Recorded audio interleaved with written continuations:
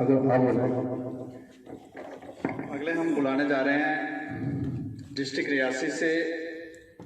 रियासी के मोहर के हमारे वहाँ के कॉरस्पॉन्डेंट हैं पार दिन मोहर एरिया से हैं ये, और मोहर में काफ़ी काम हम लोगों ने किया है। ये स्वयं बताएंगे कि क्या क्या वहाँ पे परेशानियाँ थी और स्टेट समाचार ने वहाँ पर क्या क्या कार्य किए हैं। इनके लिए जोरदार तालियां। Thank you Deepak ji. मैं सबसे पहले ये कहना चाहूँगा, मैं एमडी सर का तहे दिल से शुक्रिया अदा करता हूँ कि जिन्होंने आज हमें स्टेज पर यहाँ बुलाया और बोलने का मौका दिया। मैं आपको थोड़ा अपना तारीफ कराऊँ, क्योंकि हम पहाड़ी बंदे हैं और ज़्यादा हम उर्दू में बात करते हैं और दिल खोल कर करते हैं। और मैं आपको बता दूं कि मेरा नाम बहारदीन है और मैं मोहर में रहता हूं। डिस्ट्रिक्ट रियासी का एक दूर दराज इलाका है। मैं पहले भी किसी चैनल के साथ काम करता था और जो हमारा दूर दराज इलाका है, आपको पता होगा कि वहाँ पे जो है करप्शन बहुत ज़्यादा चलती है।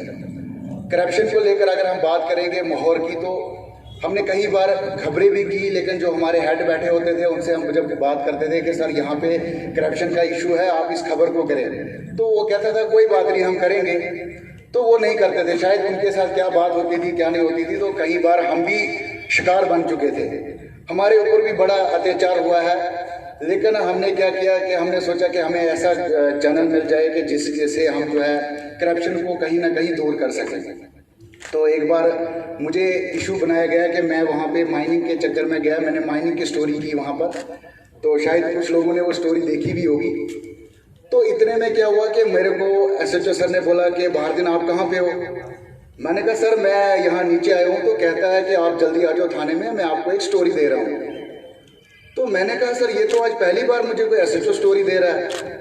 तो मैं कुछ हैरान सा हो गया। मैंने कहा ठीक है भाई मैं आ रहा हूँ। तो कहता है, मैंने कहा सर माइक लेके आऊँ कैमरा वगैरह? कहता हाँ लेके आओ।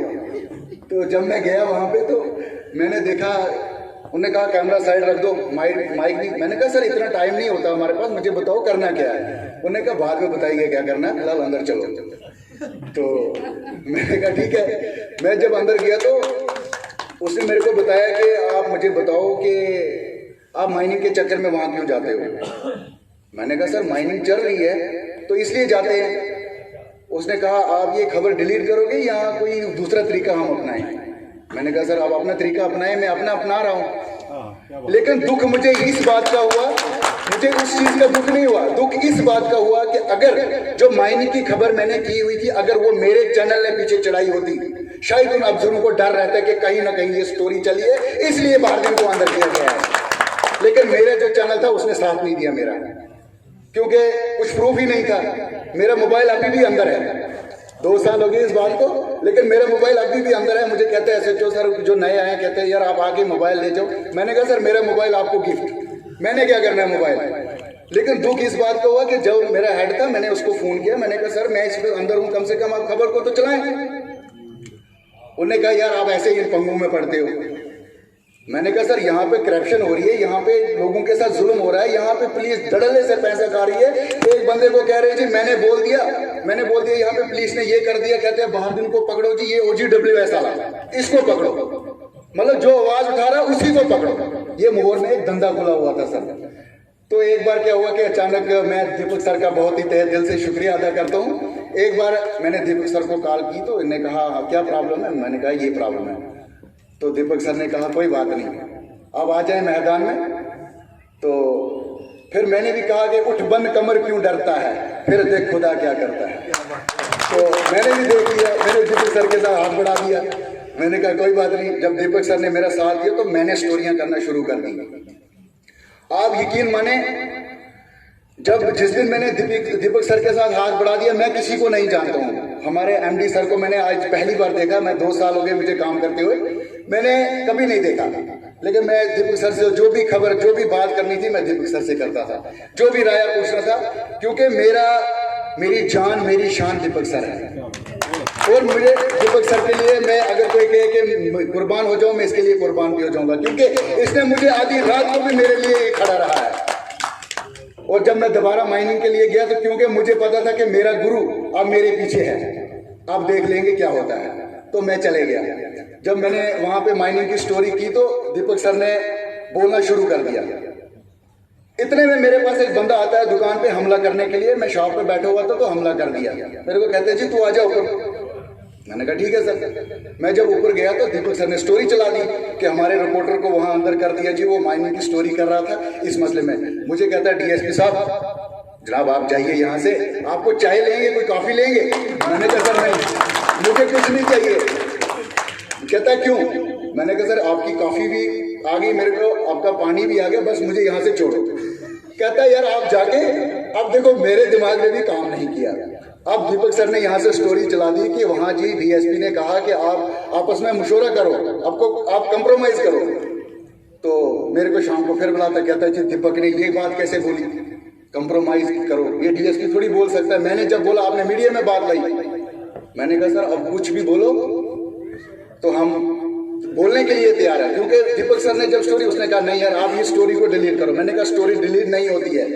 अब जो है मैं दीपक सर की वजह से वहां डरता नहीं हूं। मैं कहता हूं गोली भी आ जाए ना, मुझे पता है कि मेरे पीछे बंदा बैठा हुआ है। और दीपक सर ने मुझे ये भी अधिकार दिया सर, जब मैं खबर करने जाता हूं दूर दराज इलाके में। मैंने परसों एक स्टोरी की सर, एक जंगल में सर 120 नग वहां पर काटे गए थे, 120। जब मैंने स्टोरी की दैनिक स्टेट समाचार पे डाली तो वहां डीएफओ सर बोलता है नहीं जी वो गलत रिपोर्ट है, वो वहां पर 10 ही काटे गए हैं।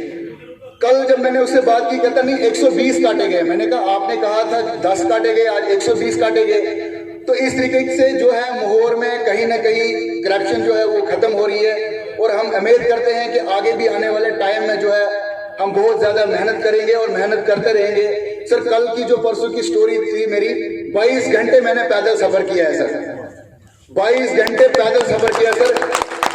आप लोग यहाँ जम्मू में सर जब आपको फोन आ जाता है कि आप कुजवानी में आ जाइए, आपने बाइक को खाली चाबी घुमानी है सर। लेकिन एक बार आप डिस्ट्रिक्ट रियासी में जब आ जाएंगे आप देख सकते हैं कि एक रिपोर्टर के लिए कितना मुश्किल होता है, कौन कौन सी पहाड़ियों से जाना पड़ता है एक स्टोरी करने के लिए। लेकिन जब आप स्टोरी करके आओगे तो आपका जो पीछे हेड बैठा वो आपकी स्टोरी ना करे, आपको कितना दुख हो सकता है। इसलिए मुझे दीपक सर ने पेज में ऐड किया है। मैं रात को 12 बजे भी अपनी खबर वहां पे चलाता हूं और मैं दीपक सर का बहुत बहुत शुक्रिया अदा करता हूं। और एमडी सर से ये कहना चाहूंगा सर प्लीज मेहरबानी करके जो पहाड़ी दूर दराज इलाके हमारे जो रिपोर्टर है सर, इनकी भी सैलरी के बारे में थोड़ा कुछ सोचा जाए। क्योंकि अभी जो रिपिका मैम कह रही थी हमने नाम कमाया, इसकी बात तो सही थी कि नाम भी कमाया, लेकिन नाम के साथ सर हमारे कुछ परिवार भी है, उनको भी थोड़ा सा नाम कमाते रहेंगे, लेकिन वो भूखे मर जाएंगे। लेकिन इसके लिए सर मेरी रिक्वेस्ट है आप सबसे कि सर थोड़ा सा सैलरी के बारे में भी हमारा ध्यान रखा जाए। शुक्रिया। बार दिन के लिए एक बार जोरदार तालियां। दूसरी बात इन्होंने कहा कि मेरी वजह से मेरा नाम लिया। मैं ये कहना चाहूँगा कि स्टेट समाचार की वजह से ये सब हुआ है, आप सब की वजह से ये हुआ है। और ऐसे अनेकों लोग हैं जिनको ये करप्ट ऑफिसर दबाते हैं, उनकी आवाज़ उनको बोलने नहीं देते हैं। और हम लोग ये प्रयास कर रहे हैं, दैनिक स्टेट समाचार ये प्रयास कर रहा है कि ऐसे लोगों को बख्शा नहीं जाए, उनकी स्टोरीज की जाएं। तो ये सब जो भी हुआ है वो दैनिक स्टेट समाचार और एमडी सर की वजह से। तो जोरदार तालियां एक बार सर के लिए।